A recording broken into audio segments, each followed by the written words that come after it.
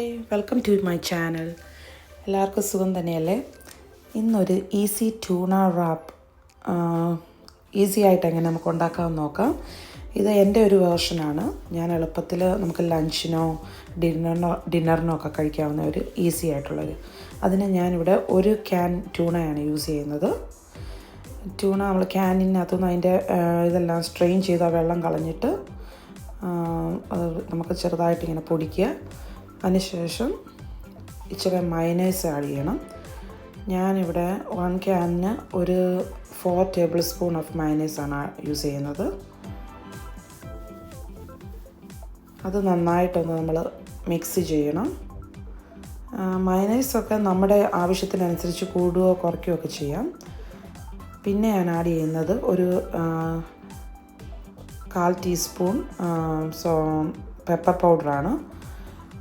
പിന്നെ ഇച്ചിരി എരിവൊക്കെ ഇഷ്ടമുള്ളവർക്കാണെങ്കിൽ നല്ല റെഡ് ചില്ലി ഫ്ലേക്സ് കുറച്ച് ആഡ് ചെയ്യാം.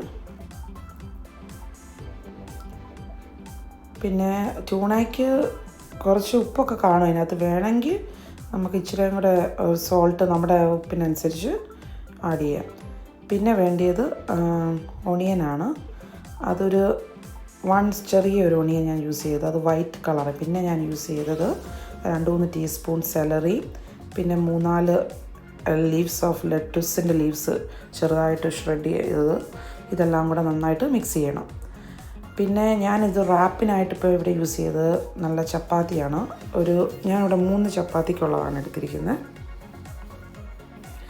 നമ്മുടെ ചപ്പാത്തിയിലോട്ട് കുറച്ച് നമ്മുടെ ആവശ്യത്തിന് കുറച്ച് മയനൈസ് ആഡ് ചെയ്യുക. എന്നിട്ട് അത് നന്നായിട്ട് സ്പ്രെഡ് ചെയ്യണം. അത് നന്നായിട്ട് സ്പ്രെഡ് ചെയ്തതിന് ശേഷം നമുക്കൊരു റാപ്പിന് ആവശ്യമായിട്ടുള്ള ഒരു 2-3 സ്പൂൺ ഓഫ് ഈ നമ്മളുണ്ടാക്കിയ ഈ ട്യൂണയുടെ ഇത് അങ്ങോട്ട് ആഡ് ചെയ്യുക.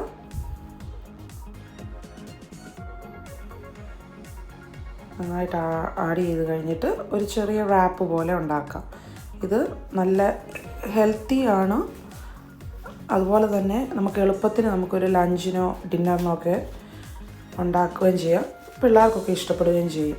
അപ്പോൾ ഒന്ന് ട്രൈ ചെയ്ത് നോക്കണം നിങ്ങളെല്ലാവരും. എന്നിട്ട് എനിക്കൊന്ന് കമൻറ്റ് ചെയ്യണം കേട്ടോ. Okay, by.